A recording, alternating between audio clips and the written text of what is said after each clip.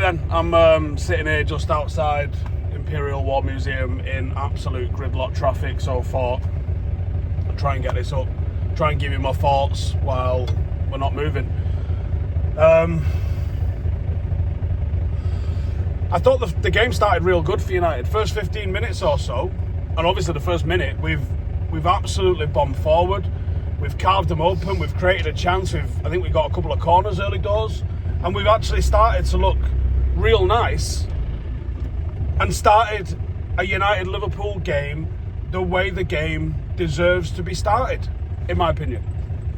Now, it didn't last very long, obviously. And I've just watched the sort of back end of what the analysis was with Roy Keane and that on Sky.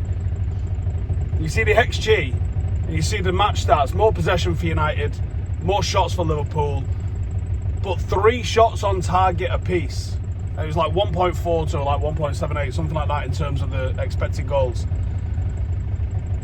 It was a far more even game than 3-0 suggests, but everyone's not here to hear that. No one wants to hear that. Everyone just wants to either have you shouting or sack the manager or all of these players are finished and dog shit, right? Now, for Casemiro, that might actually be the case. Casemiro might actually be done here. 2 mistakes, 2 mad preventable mistakes, 2 mistakes that sort of show up the system as well in a little bit, which Ten Hag's got to look at. He's got to figure that out. Why that happened, how that happened. Because when Casemiro plays the ball, loses the ball for the opener, United get countered 5 on 3.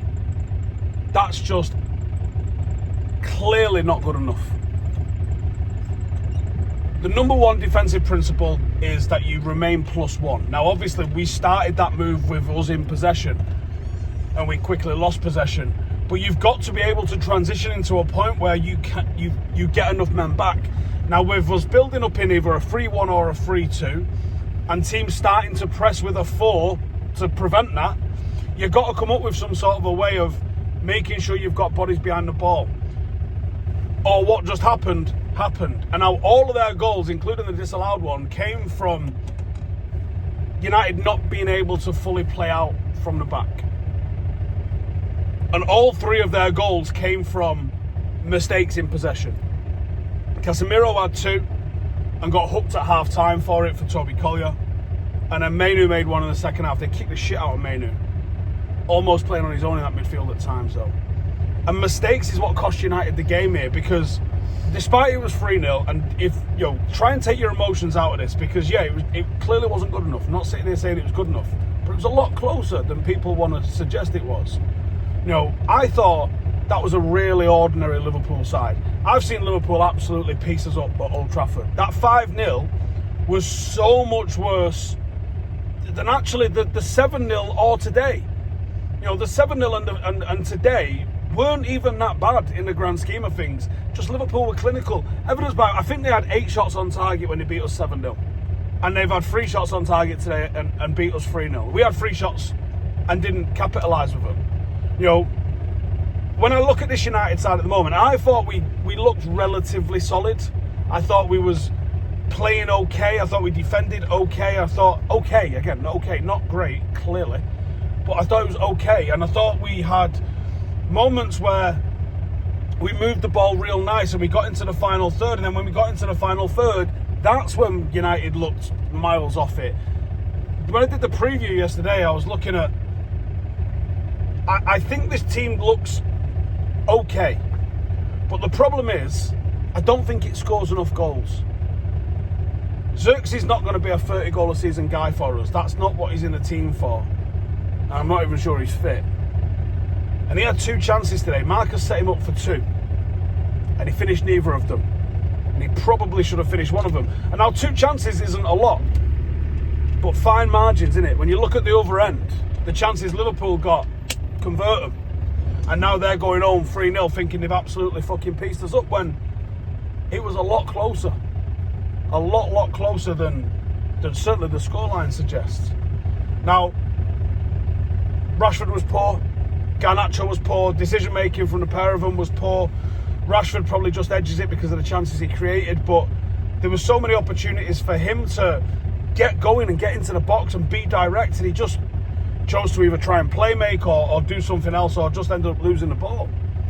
Ahmad, when he came on, had that sort of direct get into the box. There was one in the first half, I'm not sure whenabouts it was. I just remember thinking, United worked it down the left, didn't happen for us, and we switched it, nice little two-touch stuff, to come over to the right-hand side, and it comes to Garnacho, who's just inside the box. And instead of just taking a heavy first touch and getting it 5, 6, 7 yards into the box, he decides to do some step overs, and Liverpool get 2 players back, and then he ends up losing the ball. And you just think, these are the moments. Now, Ten Hag's going to get all sorts of shit from the usual suspects this week, and I've seen it in my mentions already on Twitter. People going, get rid of the fucking manager, right? For starters, it just pisses everybody off, right? And if you're going to comment that now, cool, right? But you're just going to piss everyone off, because Ineos have just backed the guy in the summer. They're not going to get rid of him tomorrow morning. They're just not. So don't waste your fucking breath becoming all fucking toxic about it. We got to look at there's things that are wrong in there, right? For absolute certain. You got to look at the shape of stuff. You got to look at the responsibilities that are on him. But not every single loss is on the manager. Sometimes it's on the players. Sometimes it's on the individuals that have made mistakes. Sometimes it's on the individuals who've not put the ball in the back of the net when they should have been putting the ball in the back of the net. And that's what fucks me off with this whole analysis stuff. It's so fucking basic to just sit there and go, well, fuck the manager off.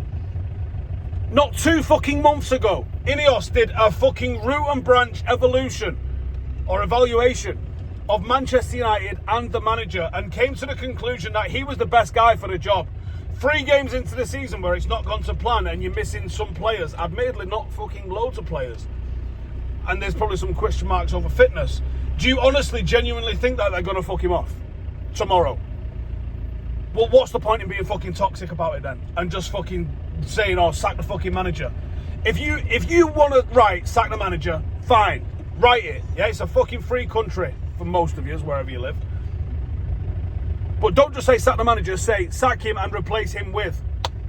Because I'll tell you what, Ineos did that little exercise and went, no, this guy's the best fucking guy for the job. Now, when I look at the squad, this is where it gets a little bit worrying, because I go, okay, we're missing a couple of players here today, but we're not missing fucking loads of players here today. We're missing a guy. Does he come in and improve this squad?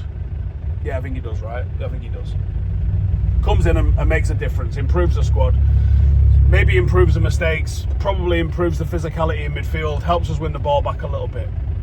Okay, there's one. Does he improve it enough to put us into the top 3 or 4? No.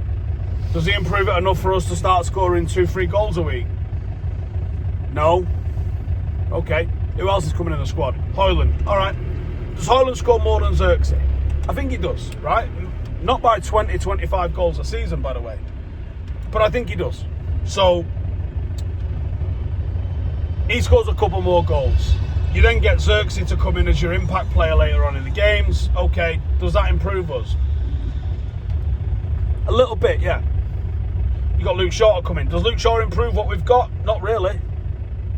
I think Delo and I think Mazraoui, I'm really fucking happy with as a signing, in all honesty. I think he's been a fantastic signing. Delo had a good game, I thought, today for the most part.